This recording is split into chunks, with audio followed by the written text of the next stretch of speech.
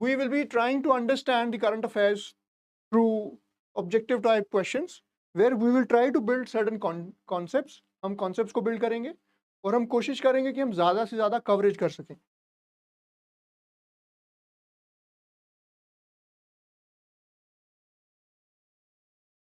See,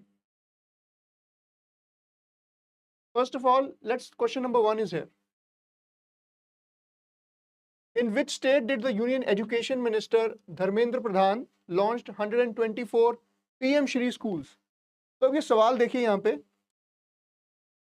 जो PM Shri schools हैं 124 जो एमिनेंट स्कूल्स हैं, इंपॉर्टेंट स्कूल जिसमें state of the art facilities मिलेंगी आपको, और सेंट्रल गवर्नमेंट का ये बहुत ही इंपॉर्टेंट इनिशिएटिव है.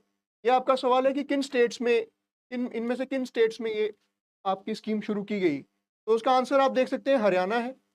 अब यहाँ पे हमें ये चीज़ समझने की ज़रूरत है कि इन तरह के सवालों में जहाँ ये स्कीम्स पूछी जा रही हैं, यहाँ एक तो हमें किस मिनिस्ट्री ने उसको शुरुआत किया, जैसे यहाँ पे we have ministry of education.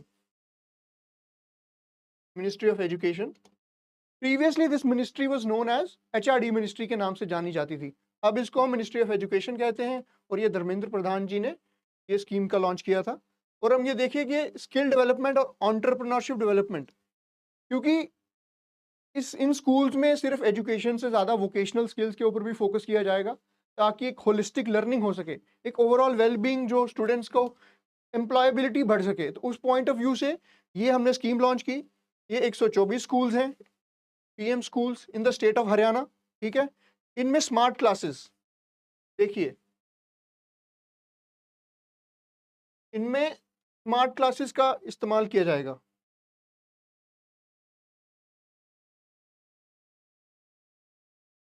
Smart classes so that जो लर्निंग है वो काफ़ी इंटरेक्टिव हो सके. इंफॉर्मेशन टेक्नोलॉजी का यूज़ किया जा रहा है, जैसे अभी हमने रिसेंटली देखा है चैट GPT.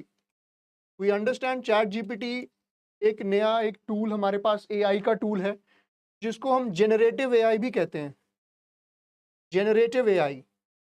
तो ये चैट GPT क्या करता है, ये डिफरेंट तरह के एक्सप्रेशंस को, डिफरेंट तरह के जो आपके जो डेटा है, रिकॉर्ड्स हैं, फाइल्स हैं, उसको प्रोसेस करके वॉइस टू टैक्स या डिफरेंट तरह के जो आपके पास डेटा प्रोवाइड करता है आपको. So the effective learning these days, the government is focusing on artificial intelligence, big data, machine learning, coding. ये सारी चीज़ें implement की जा रही हैं because data is the new oil. जैसे पुराने generations में हम oil was like the currency, it was the currency. Now data is the new currency. We cannot be left behind. हम इस रेस में पीछे नहीं रह सकते. हमें अपने देश को अगर आगे बढ़ाना है तो हमें इंफॉर्मेशन टेक्नोलॉजी के दौर में आगे बढ़ना पड़ेगा, और उसके लिए ये one of the few steps है. अभी हमारी नेशनल एजुकेशन पॉलिसी भी आई थी 2020 में, उसमें काफ़ी ज़्यादा इनोवेटिव स्टेप्स लिए गए जिससे हम अपने जो कमिंग जनरेशन है उनको एक अच्छी एजुकेशन दे पाएँ, और वो एजुकेशन वोकेशनल स्किल्स भी इन्हांस हो और उनकी जो एकेडमिक स्किल्स वो भी इन्हांस हो. तो इस तरह से हमने ये देखा. हमारा जो पहला सवाल, एजुकेशन मिनिस्टर धर्मेंद्र प्रधान इनने लॉन्च किया जो PM श्री स्कूल्स. तो ये हमारी एक सेंट्रल गवर्नमेंट की स्कीम है. This is a scheme of a central government. तो ये कुछ चीज़ें आपको ध्यान में रखनी है. सबसे पहली बात, education and skill development ministry. दूसरा, किस स्टेट में, ये हरियाणा में लॉन्च किया गया, राइट. इसमें smart classes, use of information technology, और ये सेंट्रल गवर्नमेंट की स्कीम है जिसको हरियाणा सरकार में लागू किया गया.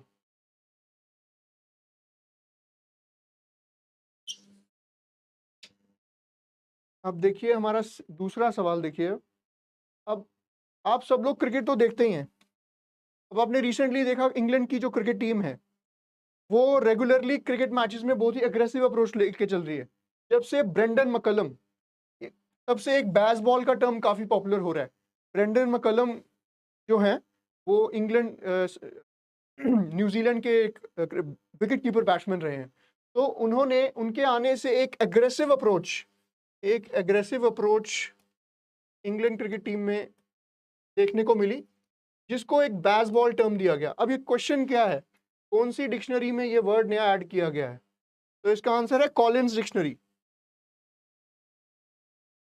इसमें बस आपको इतना जानना है कि ये टर्म पूछा जा सकता है कि बेसबॉल टर्म किस स्पोर्ट से रिलेटेड है.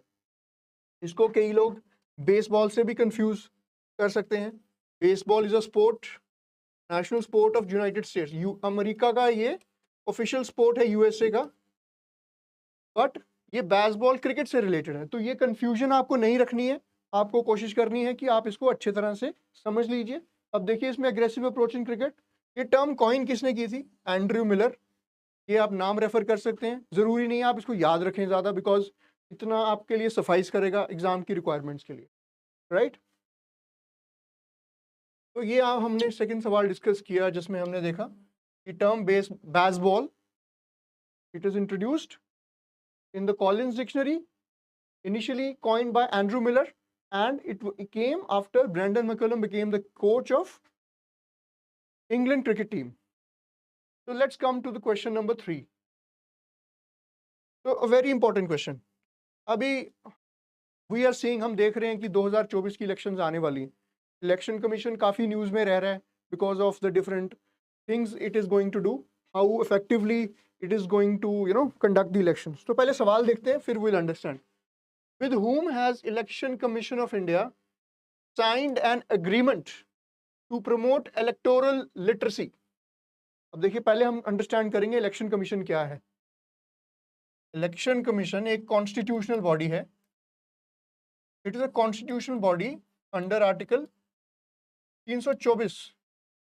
ये आर्टिकल 324 के तहत, आर्टिकल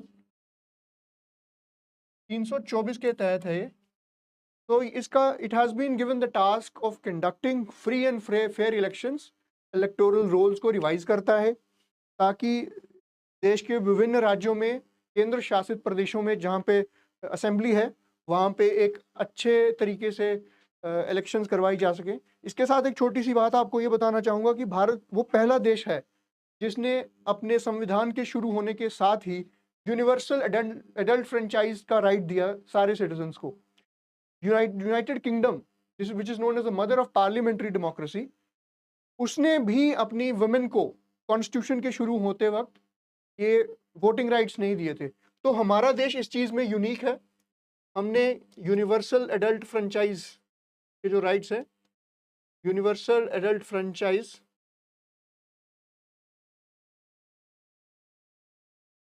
इसके जो राइट्स हैं हमने अपने सारे सिटीजन्स को दिए हैं।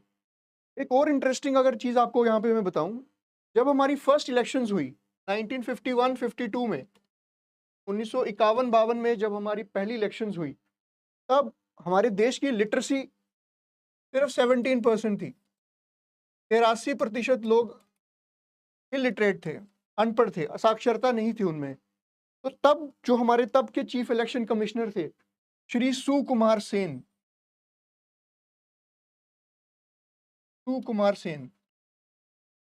he was tasked with the objective of conducting the first elections. इनको ये अपॉर्चुनिटी दी गई कि आप पहली इलेक्शंस कराएं और he was heading the entire thing. तो इन्होंने क्या किया, एक तरीका इवॉल्व किया। he conducted the elections with the use of symbols. इन्होंने सिंबल्स के इस्तेमाल से इलेक्शंस को कंडक्ट कराया और इंश्योर किया कि एक जो हमारी जो देश की जो डेमोक्रेसी है उसको एक वाइब्रेंट तरीके से शुरुआत की जा सके। तो ये था। अब हम सवाल, बेसिक बैकग्राउंड एक देना जरूरी था इसमें। अब देखिए सवाल क्या है, किसके साथ, किस बॉडी के साथ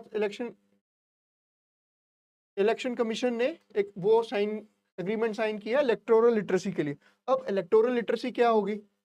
एक तो होगी लिटरेसी, साक्षरता कि लोग कितने पढ़े लिखे हैं। दूसरा इलेक्टोरल लिटरेसी।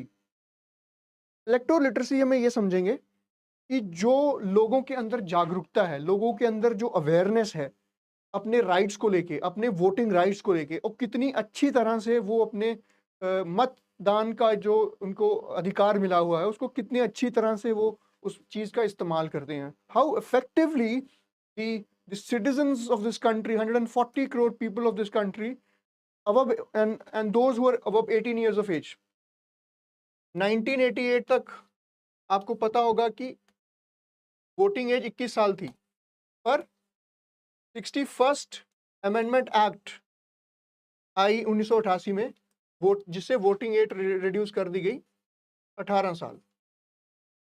तो जो 18 साल से ऊपर के हमारे जो नागरिक हैं इस देश के, उनके अंदर एक जागरूकता पैदा करना, इलेक्शन कमीशन इसके लिए काफ़ी स्कीम्स चलाती थी, जैसे स्वीप प्रोग्राम था, एक स्वीप इनिशिएटिव था,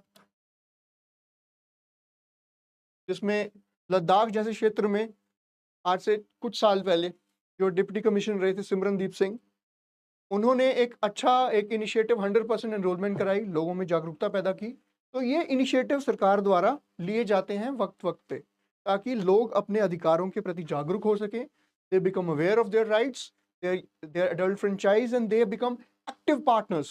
दे become active partners in India's democratic and what we can say the electoral growth story to become a vibrant democracy. एक वाइब्रेंट देश बनने के लिए, एक डेमोक्रेसी जो रियल सेंस में डेमोक्रेसी बनने के लिए एक इफेक्टिव इलेक्टोरल डेमोक्रेसी का होना, और उसके लिए एक electoral literacy becomes all the more important. So this we have understood the conceptual clarity about the topic.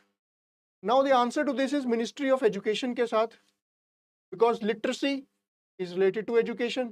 So this MOU this agreement has been signed by Election Commission, which is formed under Article 324 to create awareness amongst the people. जैसे हम देख रहे हैं, Election Commission has signed this MOU with Ministry of Education to bring electoral literacy.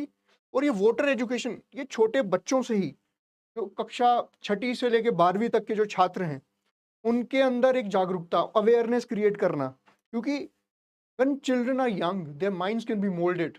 So that is the right opportunity to ensure that they are directioned in the right path.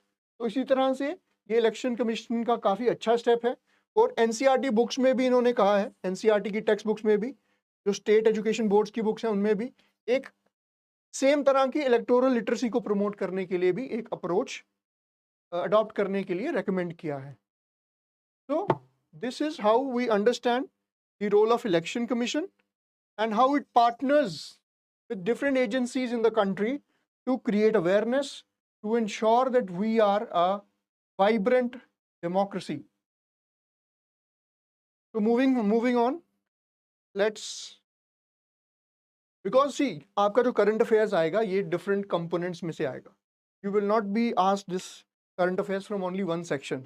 A variety of sections you have to be aware about: sports, culture, business, international affairs, then political structure, history. जो culture से जो भी current affairs आ रहा है, तो वो आपको Nobel prizes, all these things you have to be aware. Now the next question is, who won the gold medal in the men's 50-meter 3P prone position at the Asian Games Shooting Championship? The answer for this would be Akshay Pratap Singh Tomar. इसको आपने सिर्फ याद करना है, इसमें कुछ आपको context की ज़रूरत नहीं है। So basically 50 meter 3P position में एशियन शूटिंग चैंपियनशिप्स, यहाँ पे इन्होंने गोल्ड मेडल लिया है। साथ में देखिए, इसके साथ दो इंफॉर्मेशन और हैं। इनके साथ ही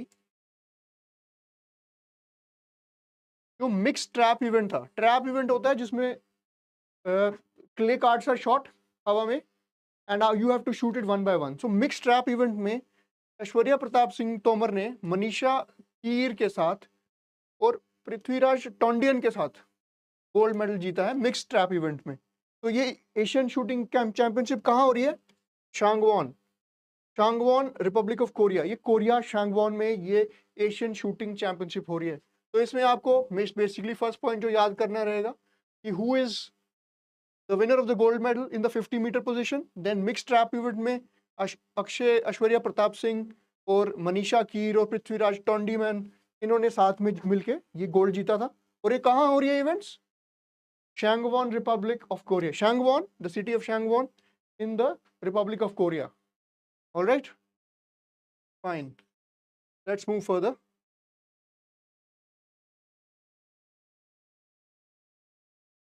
So we have next question about FIFA. A lot of you will be having interest in football.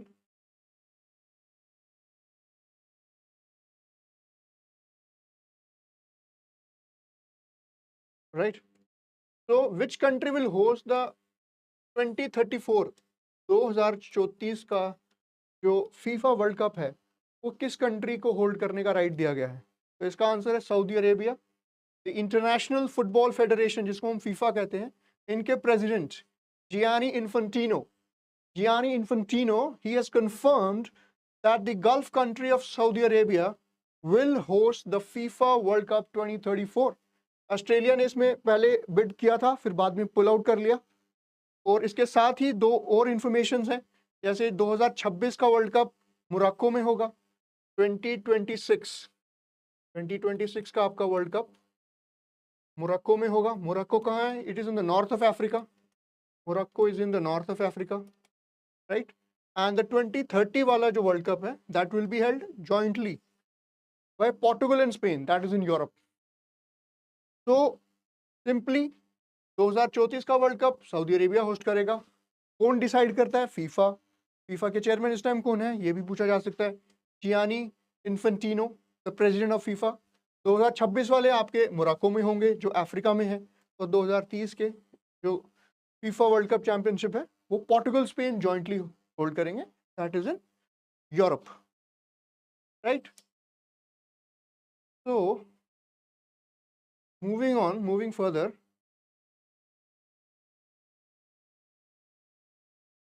so who has been appointed as the new CEO and MD of Tata Power Renewable Energy Limited?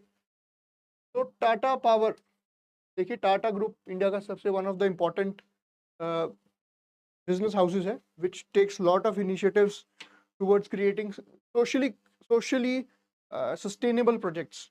तो इनका ये जो renewable energy का जो project है, इसको head कर रहे हैं दीपेश नंदा जी। अब टाटा पावर के बारे में थोड़ी सी इंफॉर्मेशन अगर आप जाने, one of the largest integrated power companies हैं ये, राइट। दीपेश नंदा इसके न्यू चेयरमैन रहे हैं, राइट। एंड टाटा, ये सीईओ और एमडी टाटा पावर सब्सिडीज के, right.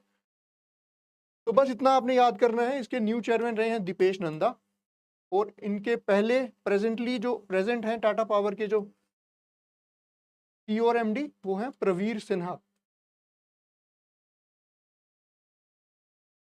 So basically, in this question, you only need to remember these two facts: that who has been appointed as the new CEO of Tata Power Renewable Energy Limited. For that, you have Dipesh Nanda, and the CEO MD of Tata Power, the parent company, that would be Praveer Sinha ji. तो इस तरह से जो companies के heads of companies and heads of different organisation change होते हैं, वो आपको थोड़ा सी इंफॉर्मेशन आपको ध्यान रखना पड़ सकता है। They can ask you. So just remember this data. Moving further, let's see. अब देखिए ड्रोन्स के बारे में आप सबने सुना है, drone warfare. You must have heard about this idea of hybrid warfare.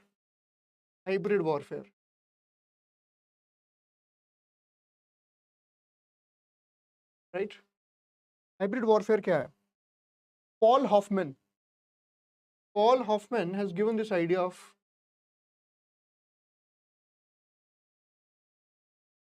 Paul Hoffman ने आइडिया दिया है हाइब्रिड वॉरफेयर का। इसमें सिर्फ ट्रेडिशनल आर्म्स का यूज नहीं होता है, इसमें अनकन्वेंशनल आर्म्स, जिसमें ड्रोन्स भी इंक्लूडेड है, मेडिकल और बायोकेमिकल वॉरफेयर हो गया, sarin gas you have scene.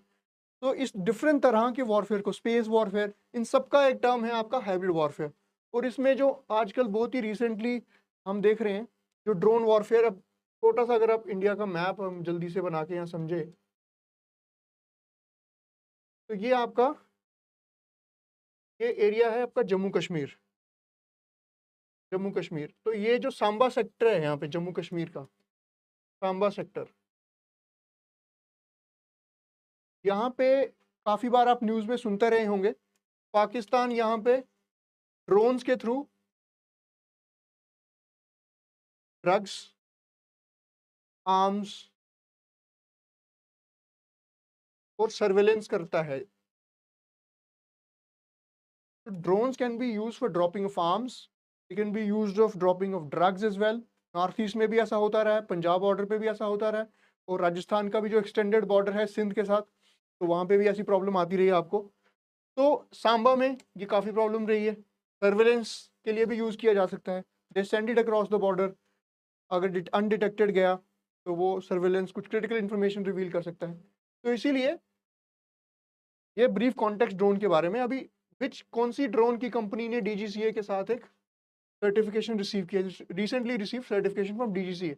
No, what is DGCA? DGCA is directorate general of civil aviation. Directorate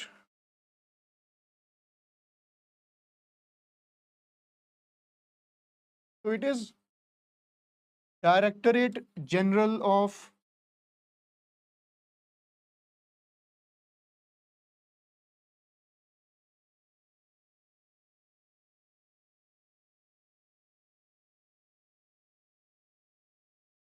So it is the Directorate General of Civil Aviation. It controls and it scrutinizes, regulates various activities in relation to civil aviation.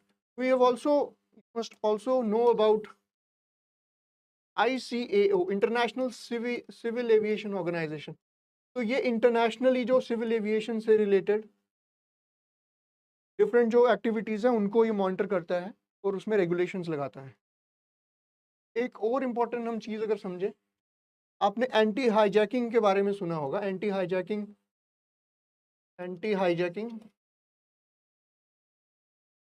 Drills होती हैं और anti hijacking का जो protocol है, जो command centre है, that is headed by COSAH.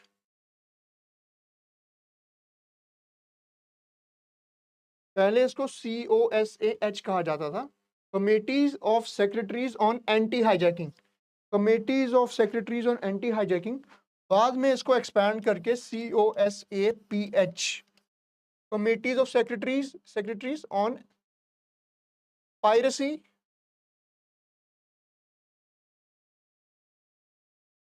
में piracy add कर दिया गया, COPAH, committees of secretaries on piracy and anti-hijacking, right? So the company with which DGCA has given certification to is the Throttle Aerospace Systems.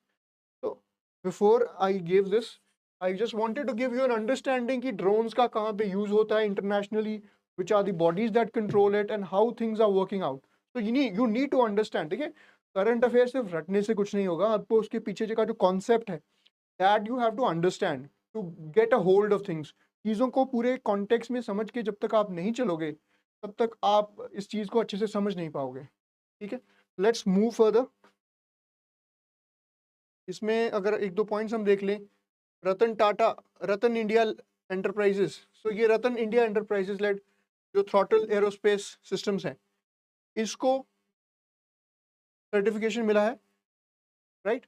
तो इसमें जब certification से एक benefit क्या मिलेगा, आपने PLI स्कीम के बारे में सुना है, product linked incentive scheme, PLI scheme. तो द गवर्नमेंट क्या करती है, डिफरेंट मैन्युफैक्चरर्स को इंसेंटिव्स देती है ताकि वो अच्छी प्रोडक्ट्स को बना सके और उनमें कुछ उनको SOPs भी मिलते हैं, कुछ बेनिफिट्स मिलते हैं ताकि वो एक्सपोर्ट ओरिएंटेड प्रोडक्ट्स को बना सके. तो आफ्टर दिस सर्टिफिकेशन DGCA को मिलने के बाद ये जो एरोस्पेस सिस्टम्स है, इसको ये PLI में काफ़ी कुछ इंसेंटिव्स मिलेंगे ताकि ये ड्रोन मैन्युफैक्चरिंग में it can contribute in a big way, right?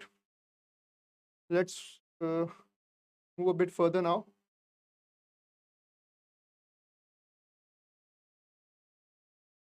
Right. अभी देखिए एक और ज़बरदस्त टर्म जो आपको पता होनी चाहिए. पहले तो हम देखते हैं सवाल को, फिर हम एक्सप्लेनेशन पे जाएंगे. World's first AI safety summit कहाँ पे हो रही है? ये ब्रिटेन में हो रही है, as we can see. This thing you have to learn. अब आगे देखिए, the world's first AI summit, European country Britain, many countries including India, America, France, Singapore, ये कंट्रीज भी पार्टिसिपेट कर रही हैं, राइट? और देखिए यूनियन मिनिस्टर हमारे राजीव चंद्रशेखर, ये इंडिया को रिप्रेजेंट कर रहे थे. बकिंघमशायर में ये इवेंट हुआ था, सदर्न इंग्लैंड में, और ये फर्स्ट टाइम हुआ है कि ऐसा कोई इवेंट ऑर्गेनाइज किया गया है. तो if it's asked to you, so where was the world's first AI safety summit being organized? So it was held in Britain. Apart from Britain, we have countries like India, America, France, Singapore. They were the participating countries. India was represented by Rajiv Chandrasekhar ji.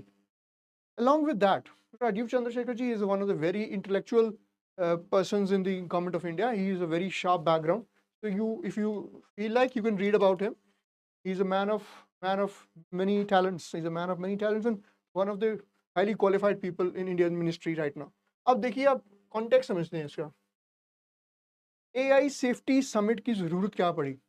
What is the requirement of safety? No, what is AI? First let's understand AI क्या है। It is artificial intelligence. Artificial intelligence,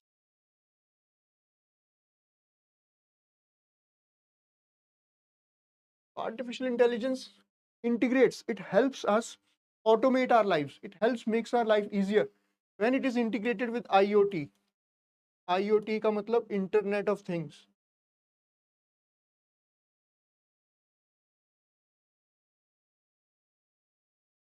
means internet of things, right? तो artificial intelligence, देखो, we the current century is the century of data. Data in ICT, internet, social media, all these things. When everything is integrated, IoT क्या करता है? आपके home से लेके, from your homes to your office, to your geysers, to your refrigerators, to your room heating systems, to your lighting system, everything it can control. You can control from just from the click of the mouse, from your mobile phone only. You can control that. So here you need to understand here कि जब ये सारा data integrated है तो data theft का भी एक, data privacy का भी इशू काफ़ी बार उठता रहा है। जो डिफरेंट कंपनीज हैं, फॉर एग्जांपल फेसबुक है, Meta, then you have all these things. तो इनका प्रॉब्लम क्या है? ये इनका जो डेटा वेयर हाउसिंग है वो पेरेंट कंट्री में होता है। फॉर एग्जांपल इनका USA में होगा, कैलिफोर्निया में, they will be storing their data, they will be storing their data there. तो what this will lead to, इससे प्रॉब्लम होगी। इससे क्या होगा? जो इंडिया के सिक्योरिटी कंसर्न्स है, फॉर एग्जांपल कुछ इंटरनल सिक्योरिटी से रिलेटेड कुछ इशू क्रिएट हो गया, then you need lot of clearances. आपको डेटा क्योंकि इंडिया में स्टोर्ड नहीं है, तो that can create certain troubles. Similarly जैसे AI सेफ्टी है, AI से रिसेंटली हमने कल परसों ही देखा है डीप फेक वीडियो, न्यूज में ही आ रहा था। We have one of the Indian actresses, Rashmika Mandanna,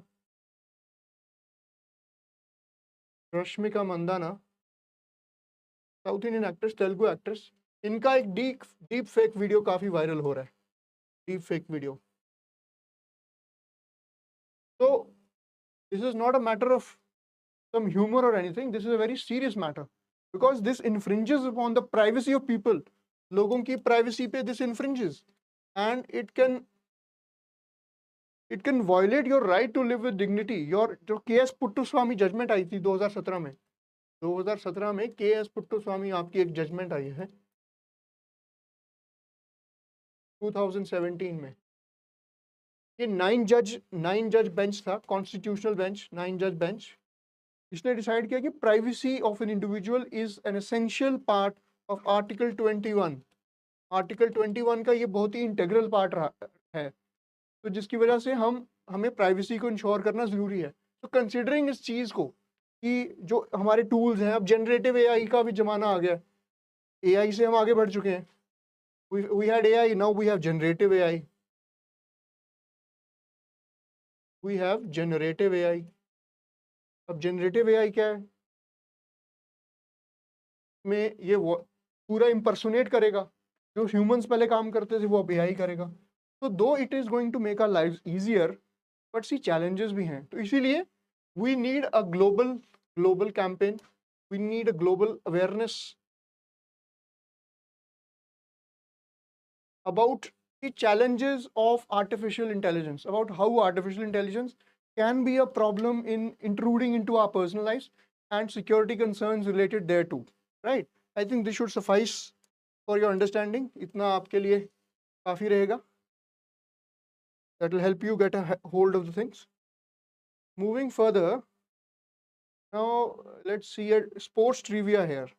So we have mixed questions because just to make it a little more interesting.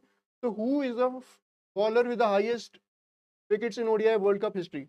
So World Cup is going on. You all must be watching it. India is going all guns blazing. 8 out of 8. It has won all the matches with our king Virat Kohli doing a great job. But at the same time, Mohammad Shami in 4 matches, he has got 16 wickets. I think 4 or 5 matches he's got 16 wickets. So that just information that he is the Mohammad Shami with 45 wickets. with 45 wickets. He is the highest wicket taker from India. इससे पहले joint record था जहीर खान और जवागल श्रीनाथ का।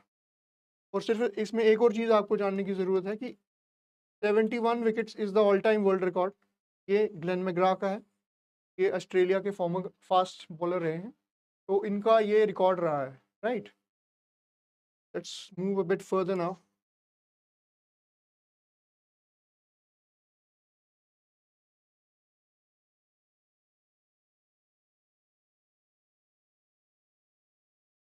Next question is, who flagged off Gujarat's first heritage train? So the answer, naturally, we have our own Prime Minister, Shri Narendra Modi ji. He flagged off Gujarat's first heritage train, which was run by electric engine. The interior of the train has been made of wood, so that is an aesthetic, for an aesthetic appeal. ये कहाँ से किसको connect करेगा?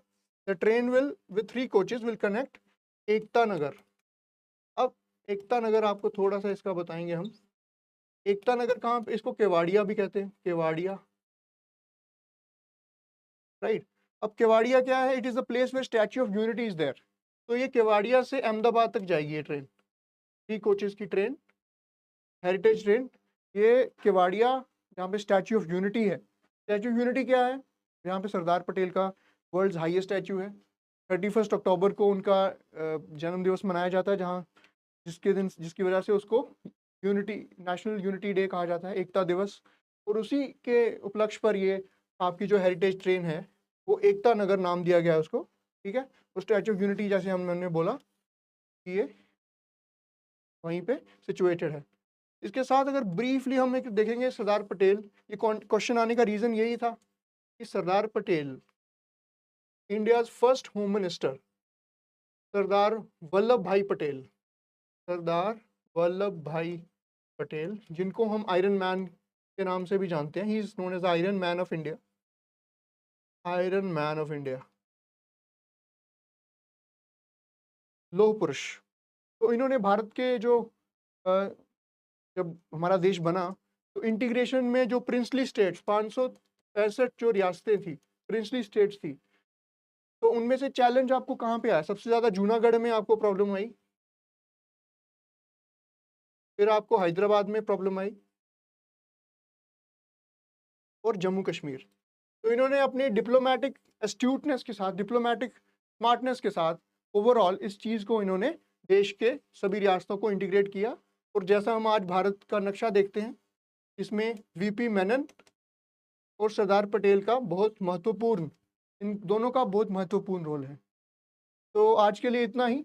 मुझे उम्मीद है कि ये कुछ हमने कॉन्सेप्ट्स जो देखे हैं आपको इसमें क्लैरिटी आई होगी और आप इनको अच्छी तरह से समझ पाए होंगे। हमारा देखिए पर्पस ये है, we have to understand the concepts. हमें कॉन्सेप्ट्स को भी समझना है और साथ ही हमें एक ओवरऑल अंडरस्टैंडिंग बनानी है, सिर्फ रटना नहीं है। जब हम समझ जाएंगे चीज़ों को तभी धीरे धीरे धीरे हमारा कॉन्सेप्चुअल अंडरस्टैंडिंग होगा।